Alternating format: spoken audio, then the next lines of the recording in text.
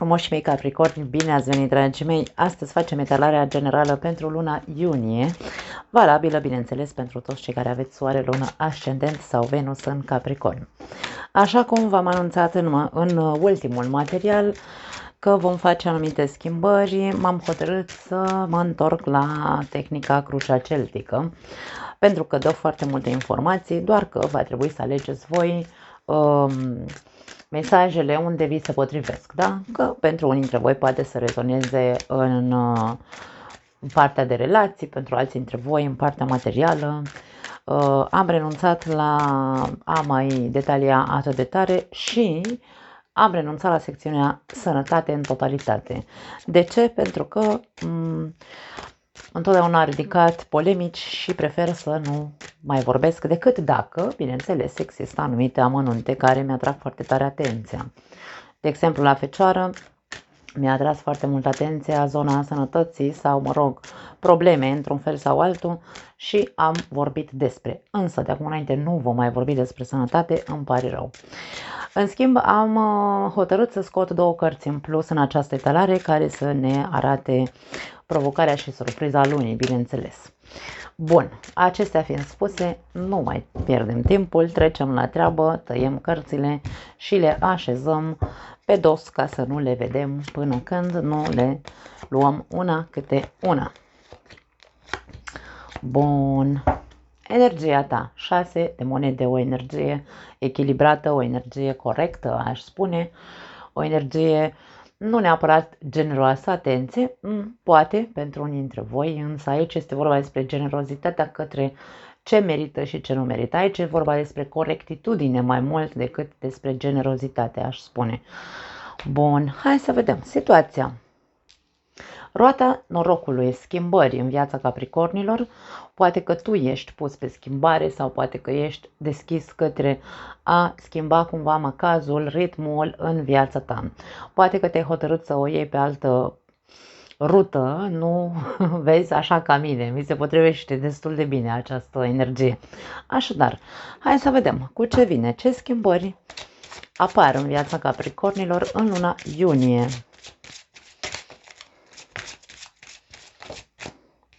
Steaua, foarte frumos. Pentru unii dintre voi alegeți drumul vindecării. Schimbările pe care le-ați făcut au legătură cu ieșirea dintr-o roată în care te tot învârteai și are legătură cu adevărul. Aici foarte mult adevăr și foarte multă sinceritate îmi lasă impresia față de tine însuți, față de o anumită situație în care te tot învârteai așa, într-un cerc parcă interminabil, nu ieșai dintr-un cerc, da? Dintr-un cerc al gândurilor, dintr-un cerc de persoane, dintr-un cerc de, nu contează care e cercul în care te-ai învârtit până acum. Pare că alegi să schimbi situația într-un mod foarte pragmatic și foarte conștient și asta îți aduce echilibru, da? Pentru că și steaua ne vorbește de echilibru. Aici este foarte multă, după cum am spus, foarte multă, hai să spunem așa, corectitudine din partea ta. Pentru alții dintre voi poate că vă întoarceți undeva în trecut pentru a vă inspira cu idei cu ce aveți de făcut mai departe în viața voastră. Poate fi și asta, da? O situație din trecut sau un eveniment din trecut sau un job din trecut, poate fi pentru alții dintre voi unde să voi în pragmatismul minții voastre știți că aia este calea cumva, da? Acel trecut, la fel cum am făcut eu. M-am întors la crucea celtică pe care o făceam acum 2 ani, 3 ani în urmă, așadar este benefic și pentru voi să hotărâți într-un fel sau altul să vă întoarceți cumva într-un anumit moment al vieții voastre să găsiți soluția pentru unii dintre voi, pentru că steaua vine întotdeauna cu soluție, să găsiți soluția la problemele în care vă învârteați în acea roată, să rezolvați anumite probleme din trecut, de ce nu, să vă întoarceți la un job din trecut, după cum am spus, și așa mai departe. Hai să vedem. În mintea ta, 6 de cupe. Trecutul este în mintea ta. Așadar, tot ceea ce vedem are legătură cu ieșirea din roata trecutului pentru Capricorni. 2 de monede. Foarte bună energie, aș spune. 3 de spade și rege de monede. Poate că nu ai uitat. Nu avem cum să uităm eșecurile, nu avem cum să uităm durerea, nu avem cum să uităm anumite evenimente dureroase din viața noastră. Nu e așa? Nu uităm niciodată. Asta este. Asta nu înseamnă că nu iertăm. Bine, nu iertăm. Pur și simplu pentru mine iertarea înseamnă plec din locul în care îmi face rău. Nu am de ce să mai stau acolo.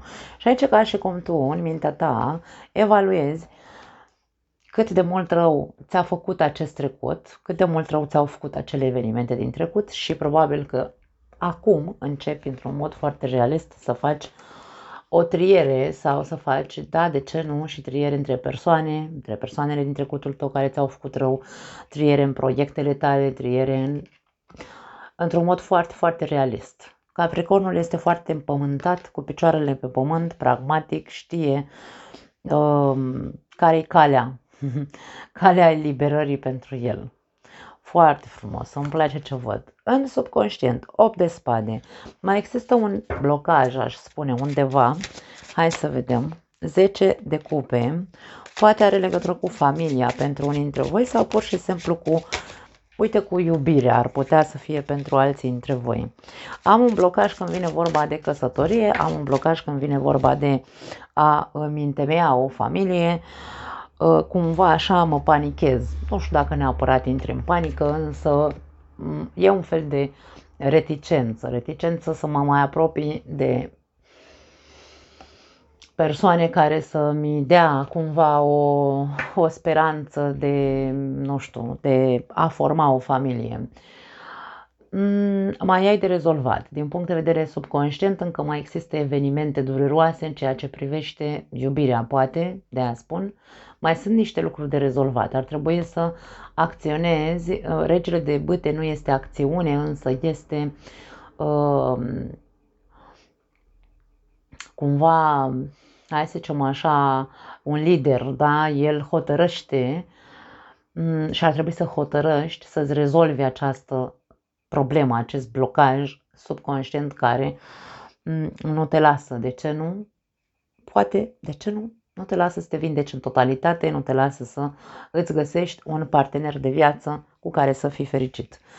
Încearcă să aprofundezi, îmi vine să spun, dacă e nevoie să faci terapie, alege calea terapie, pentru că nu este nimic greșit în asta, ca să poți să te eliberezi și viața ta să se schimbe cu adevărat. Cartea Steaua ne vorbește și despre viitor, așadar aici toate schimbările pe care tu le vei face în această perioadă într-un mod foarte conștient și pragmatic îți pot aduce beneficii pe viitor. Așadar, dacă ți-a mai rămas încă un anume blocaj din punct de vedere emoțional în ceea ce privește un partener de viață, poate n-ar strica să cauți cu adevărat terapie. Da.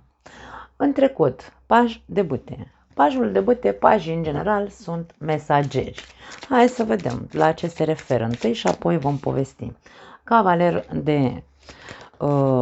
de monede și 8 de cupe. Pajul de bâte poate fi, hai să zicem așa, un tip de acțiune pe care l-ai făcut în trecut. Bâta înseamnă acțiune, înseamnă vitalitate, înseamnă foc, chef și așa mai departe. Poate că ai făcut niște mișcare, să zicem așa, niște pași, însă nu au fost suficient de perseverență, vine să spun, atenție, pentru a te duce la satisfacție emoțională. La un moment dat tot te-ai împotmolit în ceva și parcă tot ai renunțat să mai faci pași. Ca și cum, așa, într-un mod impulsiv, la un moment dat ai zis ok, fac aia, la un moment dat te-ai oprit, ca și cum ai căzut din nou în zona de confort și n-ai perseverat în a rămâne în această acțiune de hai să merg și la următorul pas și la următorul pas, deci nu s-a făcut cumva o terapie completă, dacă vrei, și nu ai ajuns încă să concretezi acea satisfacție emoțională sau să-ți îndeplinești o anume dorință. Da? Ai renunțat mult prea repede, vine să spun. Da. În viitor, următoarele 3 luni de zile, wow, ia uite. 2 de cupe, pentru cei singuri, dragii mei, poftim. Avem apariția unei persoane care poate fi, de ce nu, sufletul tău pereche. Foarte interesant, avem 2 de bâte, îndrăgostiții și avem pajul de bâte din nou. Pentru unii dintre voi în trecut ați avut aici un soi de relație cu cineva, însă nu a fost ceva, hai să spunem așa, a fost cam superficial, da? Dacă vorbim despre iubire. În viitor însă lucrurile se schimbă. Poate că va începe într-adevăr tot așa cu superficialitate și îndrăgosteală de asta cumva, nu știu, o conexiune interesantă, o atracție interesantă între voi, însă ce schimbă situația decât cum arată în trecut, schimbă acest 2 de cupe. 2 de cupe, îndrăgostiții, ne vorbesc despre o conexiune emoțională pe care probabil nu o să o înțelegi, da? Te pune așa cumva la răscruce de drumuri și zici ok, stai așa că nu înțeleg de ce mă simt atât de atras de persoana asta, ceva este acolo, probabil că te vei întreba tu sau vei spune, ceva este de mă atrage la această persoană. Și aici vedem cum este doar inițierea unei legături, nu aș spune că este direct relație, însă aici e vorba de a-ți pune ambiția să faci următorul pas cu această persoană, pentru că aici ai rămas sau ai preferat zona ta de confort în loc să faci următorul pas într-o anumită relație. Aici ți se cere să mai faci un pas.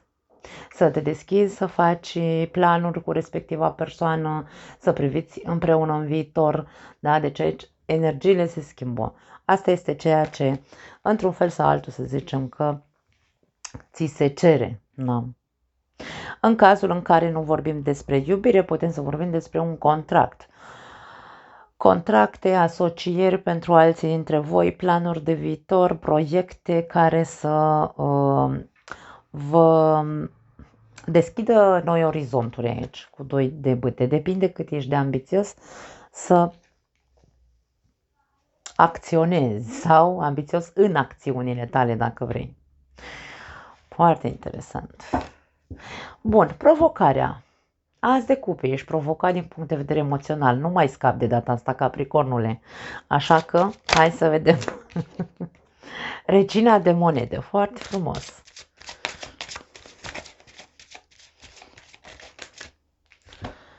Și 9 de spade. Aici e ca și cum te regăsești într-un soi de, nu neapărat repetiție, atenție. Eu aici vreau să anunț pe unii dintre voi că poate, dacă nu sunteți destul de echilibrați, puteți să cădeți în capcana unei repetitivități. Da? Ori repetați cu cineva din trecutul vostru care v-a făcut, nu știu, v-a dezamăgit, iertați acea persoană și nu neapărat că vă împăcați, atenție, poate că e doar o nouă tatonare, să zicem. Și o să vă regăsiți aici în provocare. Provocarea va fi din punct de vedere emoțional. O să vă regăsiți din nou în aceeași zonă de, nu știu, de rutină, pentru că tot ce înseamnă monede înseamnă o rutină așa, ca și cum în loc să avanseze relația noastră, cade din nou în rutină sau sau cădem în a fi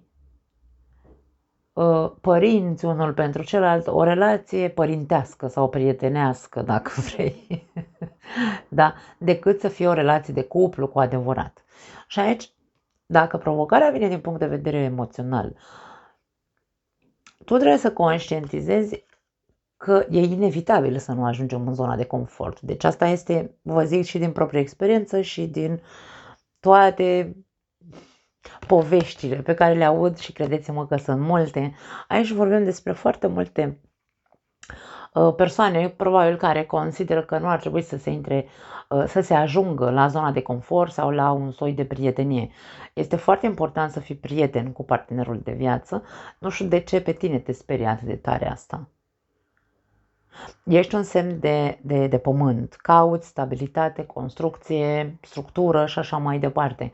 Însă, dacă tu ai alte nevoi din punct de vedere emoțional, de ce să nu înveți? Pentru că aici e vorba despre a face altfel în viitor, da?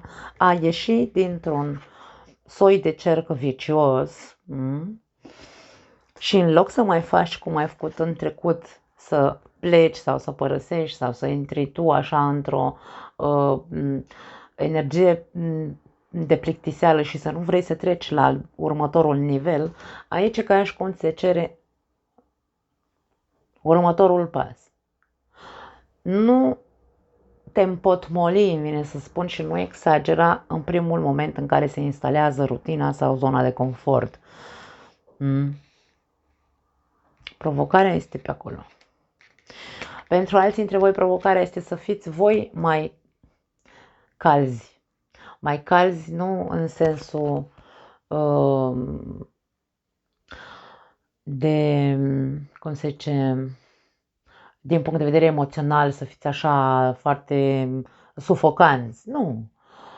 Să fiți mai calzi în sensul de generoși cu persoana iubită. Pentru că noul de spade are și un alt mesaj, are mult mai multe mesaje decât ce zicem în general.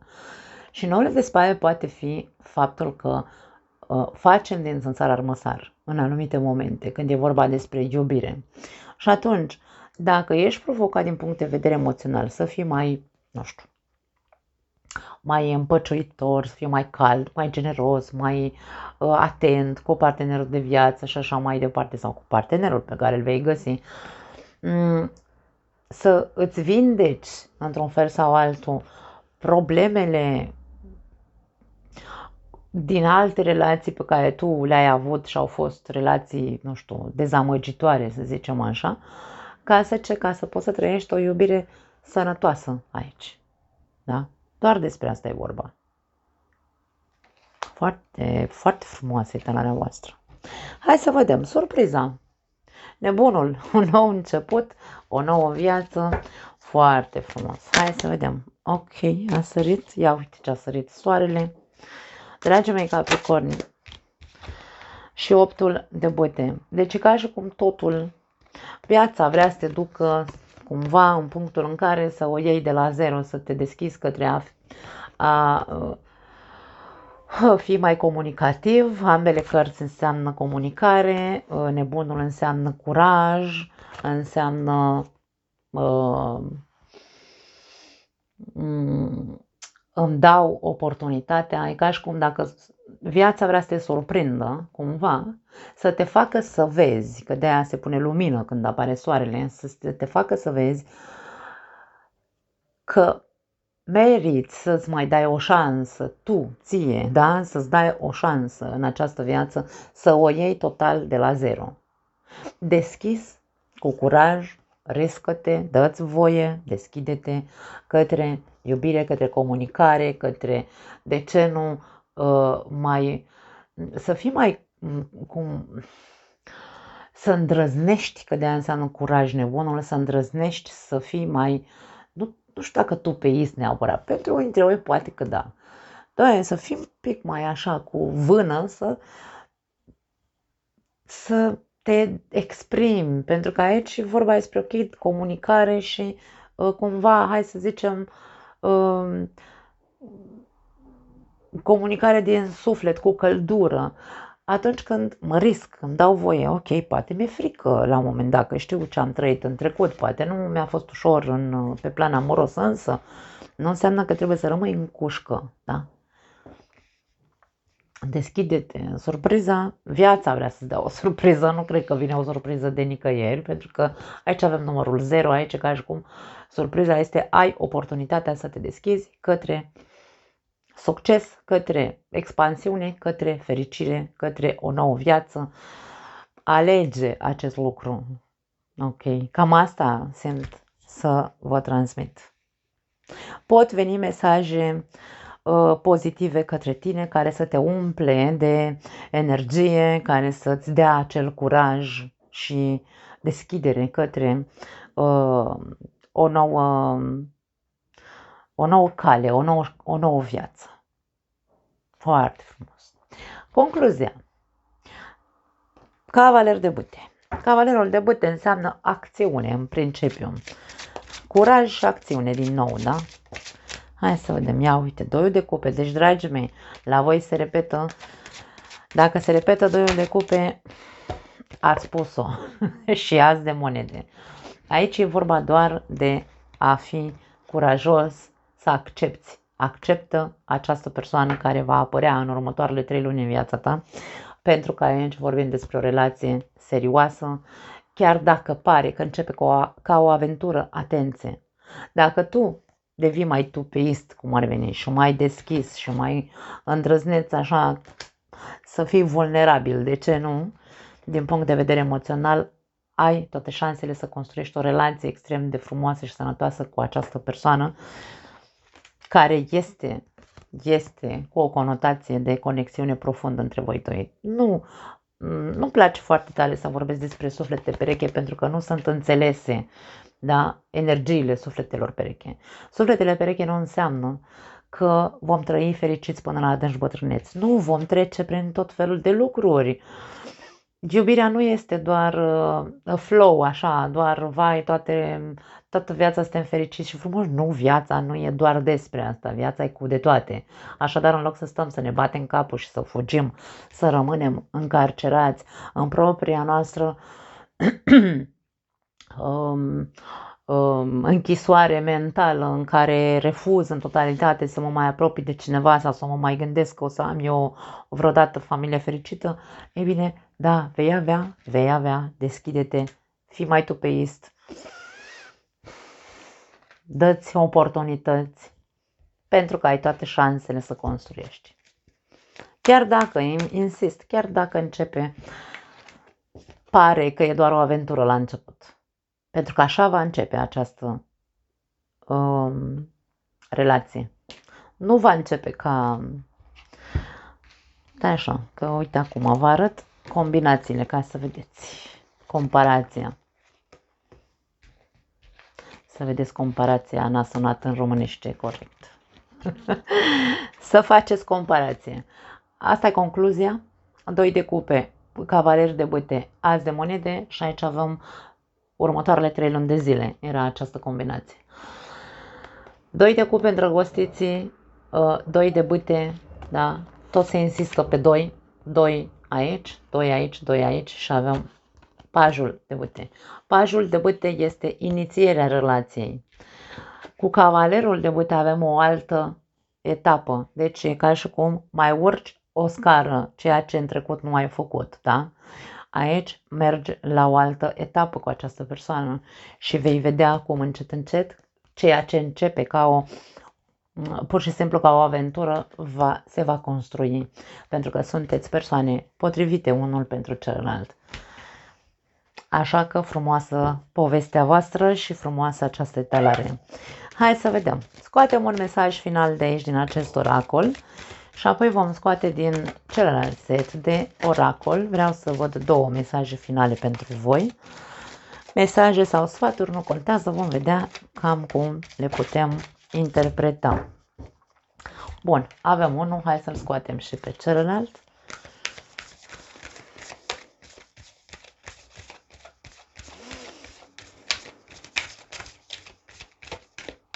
Nu vrea să sară, vom încerca să avem răbdare. Ok. Bun. Pace. Deci aici e vorba despre a căuta liniștea. Capricornii au nevoie să se calmeze, au nevoie să nu mai facă pe supereroi, au nevoie să își vad de pacea lor interioară, mie vine să spun. Gândește-te mai mult la tine, caută să trăiești în pace, împăcat cu ce s-a întâmplat, împăcat cu viața ta și împăcat cu viitorul care te așteaptă. Și avem, wow, foarte tare, îmi place mult acest mesaj. Poți să fii propriul tău cavaler. Deci aici e ca și cum nici tu nu trebuie să mai salvezi pe nimeni, pentru că aici avem costumul lui Superman, da? Nici tu nu trebuie să mai salvezi pe nimeni, nici altcineva să te salveze pe tine. Tu ești propria, sau tu ești singura persoană care, dacă hotărăște să își schimbe viața, o va face. Da? Foarte tare. Îmi place mult ceea ce văd. Vă pup, dragii mei, ne vedem data viitoare. Ceau!